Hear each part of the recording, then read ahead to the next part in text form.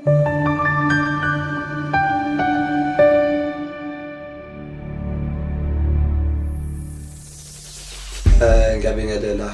umhlaba wonke nje neSouth Africa yonkana. Nibingelela uDr. uKhokhovula, umkhulu uKhokhovula lobingelelayo. Ngithi nje ngithathelele ithuba lanamhlanje ngivele kubantu kakhulukazi ke kunabantu abake bazama ukungixhuma benemibuzo ethile bebefisa nje ukuyithola kabanzi. Namhlanje ngisethi ngithatha ithuba lokuthi ngibuye kibo ngichaze kabanzi kakhulukazi emkhakheni ade bebuza ngawo othinta imimoya nokuthwasisa. Impela njengomuntu ogobela nonolwazi osehambile lendlela maqondana nomoya wokuthwasisa noma maqondana nesiphiwo sokuthwasisa, ngithi angizochaza ngaso namhlanje. Ngigobela, ngingumelaphi ophinda abe umthwasisi. Ngiyathwasisa njengoba abantu bebefisa ukwazi lokho emkhakheni yonke yami engiyenzayo ukuthi nala ekuthwasiseni ngikhona yini, ngikhona impela ekuthwasiseni.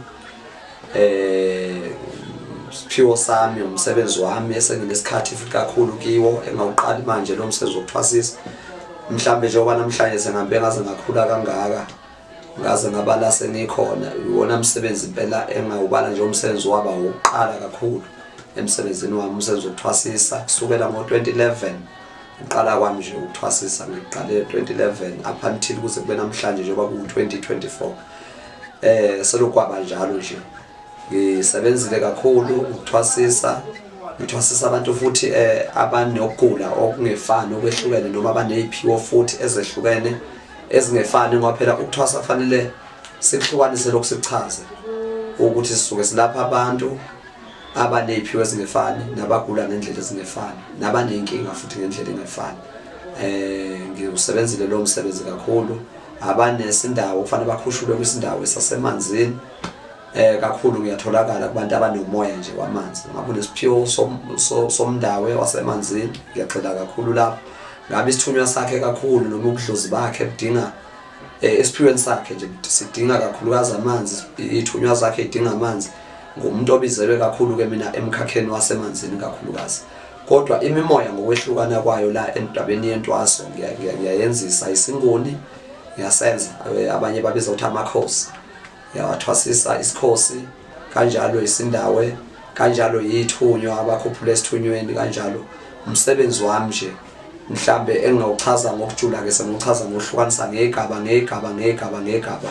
ukuthi umkhakha nje usebenza kanjani, uthwasisa kanjani. Sengaba owesinye isikhathi ukuchaza lokho, kodwa namhlanje bethi ngithatha ithuba ngiphendule kubantu abake baba nesifiso sokufuna ukuchazeleka ukuthi makufikwa esigabeni sokuthi ngumuntu othwasisayo mhlambe ngabe impela lo umsebenzi ngiyawenza yini na. Ngithi namhlanje ngithatha ithuba ngiphendule ukuthi impela umsebenzi engiwenzayo kakhulu lo okukhuphula abantu emphiweni zabo ukuthwasisa, ngiwenza kakhulu lo msebenzi wami. Ukukhuphula lelo qweqo lakobela uveze ukuthi ke akazisebenzisa izinto zokudonsa amathwasa. Ube seveze ukuthi abantu kumele balethwe yidlozi elibembethe bengadonswa igubhu ukuze bengene entwasini. Kusho ukuthi nje kakhulukazi endabeni yokuthwasisa ngingake nguphendule lo mbuzo, nguphendule nangokuphinde futhi ngigqugquzele kubantu abathi bathwasisa. Igubhu wazemukelekile ukuthi kudonswa abantwana bethongo badonse kanti usunenduku oyisebenzisayo, ngoba kwesikhathi induku yakhe izoba uhunga nje maqede befika abantwana ababantu kuwe magcine into yabo ingacacanga ngoba wena ubabiza ngento ezithile. Mina njengami nje nguKhokhovula ngikhuluma nabadala mangidinga ukuthi amathwasa mhlambe asiphinde leso siphiwo mhlambe ke sithi ukuphinde kube ngathi abantwana bayanda ngoba phela bashiyana ngegawa. Isikhathi ngihlala nabo 4, ngesikhathi ngihlale nabo 7, ngesikhathi ngihlale kanjalo. Kodwa mangifuna ukukhuthaza nje indaba yethonga elingiphile ukuthi angenze lo msebenzi wokuthwasisa, ngikhuluma nabo abadala kuphela not igubhu. Engisho ukuthi ke abantwana bonke engibe nabo akekho umntwana ke ngamdonsa ngento ekuthiwa nje izigubhu futhi angiyikhuthazi leyo. Ungubani uphinde wabeza ukuthi isikhathi sokukhula ephehlweni asifani, ngoba abanye basheshe baqede ukuthwasa uma ukhakha lwabo luthambile, futhi ke kuya ngokuthi umuntu umbethwe idlozi elikhule kangakanani.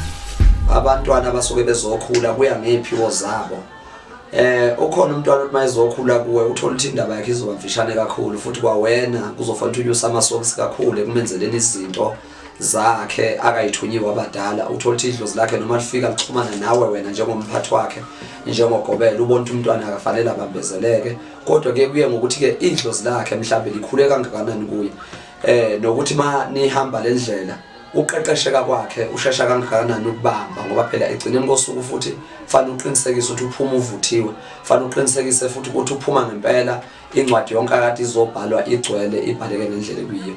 Engisho ukuthi akubi naso isinqumo lesikhathi ukuthi uzohlala kangaka, kuya ngedlozi lakhe ukuthi lishesha kangakanani. Ugogo sizele bonke abantu abasuke bekhuliswa abadinga amanzi, ihlane noma okunye ukuze kuphakame idlozi lomndeni.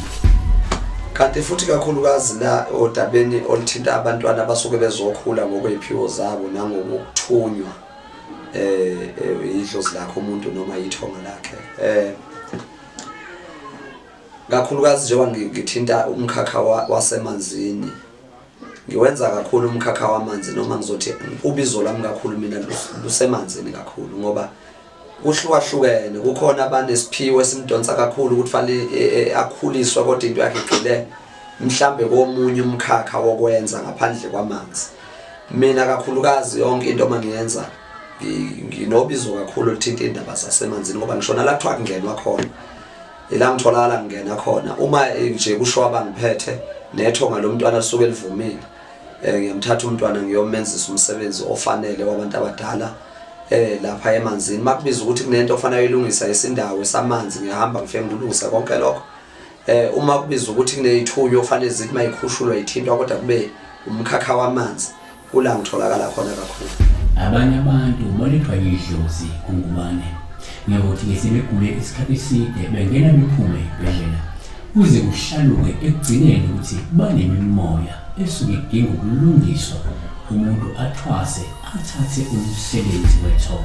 Nane ke hlotswa ke moya, ha ke hlotswa ke moya ke kula ke kene dipetlele ke sa tsebe bothata ba ka ke eng, and then ke ba le ditoro tse mo tse tshosang, and then ka mo ka dintlong ho tswa dintho tse tshosang. Wa bo ho bonahala je hore ke ne ke file ka karo, but ka ya ka understand ha se ke ya ke fumana hore ke na le moya. Moya wa ka ko fumane ka tsela ena itse ha ke fumantsha hore ke kula ha ke qete ke mona me ke lorang, ke bona hangata ke dula ke lora ntate o e ke sa motsebeng ke ntate Ngwane Khokhovula. Ntate ona wa nhlopha ditoro ho thwe ke yena tlo nthusa, o fitlela ke lo kopana le yena, ke kopana le yena ke bona me ke fumana hore ke tshwanetse hore yena a nthuse ho latela ka moya. Ke thuswe ke ntate Ngwane ho ska le mpona ke apere tjena, ke thuswe ke ntate Ngwane moyeng o ne ke na le ngwana. Ke fodile baratuwa, ke thuswe ke ntate Ngwane o mfodisitse moya o ntshwereng. Ho wena ngwaneso hore wa dumela hore o thusa hale o ha o dumele, ntate Ngwane wa thusana haholo, wa thusana haholo, o thusitse moya wa ka o fodile. Hona jwale ke a connecta le badimo ba ha Yesu ka baka la ntate Ngwane.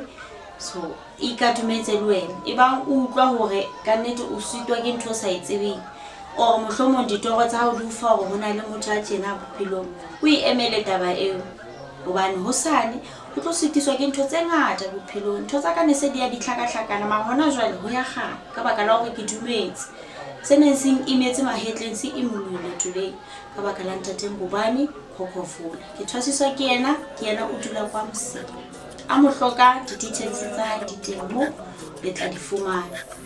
Ha re foleng baratu, ha re foleng Siwe